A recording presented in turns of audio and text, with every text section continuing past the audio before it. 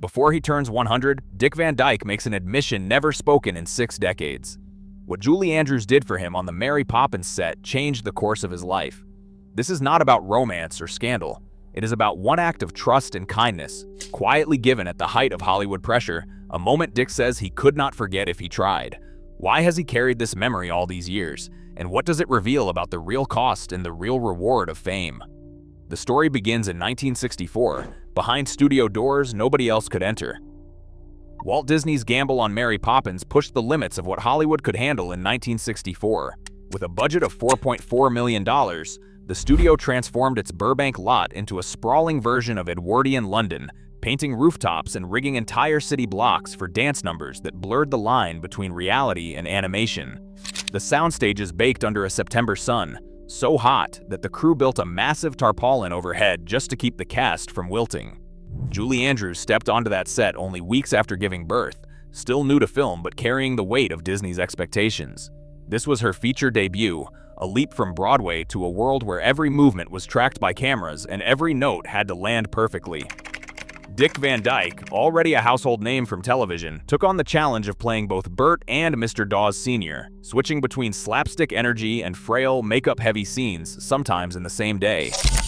The choreography for the number Step in Time demanded hours of rehearsal, with dancers and leads suspended in the rafters, learning to trust wires, pulleys, and each other. The set was crowded with technicians, animators, and choreographers, all racing to keep up with Walt Disney's vision.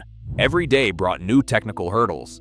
Intricate camera rigs for animated sequences, practical effects that could break down without warning, and a schedule that left little room for mistakes. In that pressure cooker, even the smallest gesture of support between castmates could echo louder than applause. Dick Van Dyke carried a quiet worry onto the Mary Poppins set. Years later, he would laugh about his Cockney accent, calling it the worst in movie history, but at the time, the pressure felt real. He was a television comic stepping into a world of elaborate choreography surrounded by dancers and technicians, and the accent was just one more thing to get wrong. The critics would have their say later, but in those early days, the only eyes that mattered were Julie's. She never flinched or rolled her eyes when he stumbled through a line. Instead, she listened, nodded, and encouraged him, treating his nerves with the same care she brought to every note she sang. Rehearsals stretched for hours, sometimes with Dick left dangling in a harness above the rooftops or spinning through a sequence that seemed impossible to master. During one especially chaotic afternoon, when a rigging mishap left him hanging awkwardly mid-air, Julie's calm voice cut through the commotion. She kept the mood light, offered a reassuring smile, and waited until he was safely back on solid ground before picking up the scene again. In that moment, her patience was not just professional courtesy, it was a lifeline. Julie's approach set the tone for everything that followed. She never allowed his accent to become a joke on set, and she never let the stress of her own debut turn into distance. Instead, she drew him in, made him feel like a true partner, and, as she would later recall, they bonded instantly. For Dick, that quiet generosity became the memory he carried long after the wires came down and the cameras stopped rolling. Mary Poppins opened in 1964 and quickly became a phenomenon. Audiences packed theaters around the world, and by the end of that year, it stood as the highest-grossing film in the United States. The Academy took notice, handing the film 13 nominations, more than any other Disney production before or since. 5 golden statuettes followed, including Best Actress for Julie Andrews, who had stepped onto the set as a newcomer and left as a Hollywood star. The song Chim Chim Cher E brought home Best Original Song, while the film's technical brilliance earned trophies for editing, music, and art direction. For Julie, the Oscar was more than a personal victory. It was a sign that her leap from the stage to the screen had landed her at the very center of movie history. She moved immediately into The Sound of Music, cementing her place as one of the decade's most beloved stars. For Dick Van Dyke, Mary Poppins became the role that followed him everywhere, no matter how many television seasons or stage shows he tackled.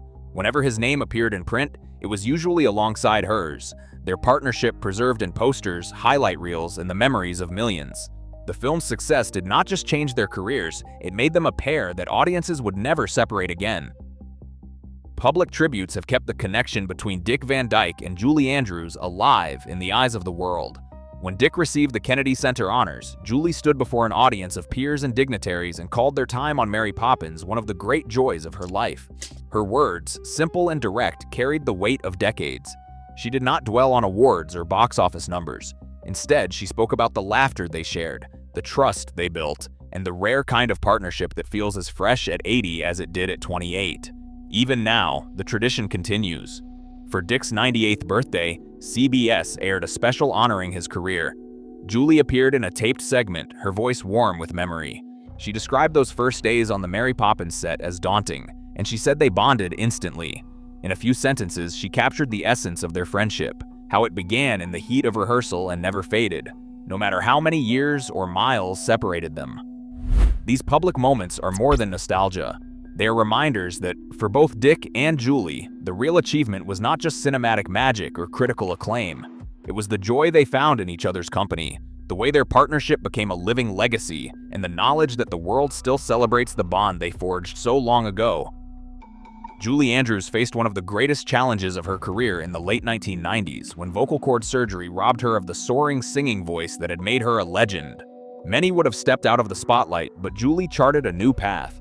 She poured her creativity into children's books, co-authoring more than 30 titles with her daughter Emma, reaching young readers around the world. Behind the scenes, she stepped into the director's chair, guiding stage productions and lending her experience to new generations of performers. But her voice found fresh purpose too. As Lady Whistledown, the unseen narrator of the Netflix series Bridgerton, Julie captivated millions with wit and elegance, earning an Emmy and reminding audiences that her presence could still shape a cultural moment. Reinvention became her signature. No matter the decade, she remained a force, adapting, creating, and connecting. Her name still synonymous with grace and artistry for audiences of every age. Dick Van Dyke never settled quietly into retirement. Even as he approached his 100th year, he kept surprising everyone with bursts of energy and joy. At 97, he pulled off a feat that stunned television audiences when he was unmasked as the gnome on The Masked Singer, revealing that unmistakable smile and voice beneath the costume. The judges and the crowd erupted, not just for the reveal, but for the sheer delight of seeing him still singing and moving with the same playfulness that made him a star decades earlier. Then came another viral moment. Dick barefoot and bright-eyed, dancing in the Coldplay music video for All My Love, proving that age never dulled his rhythm.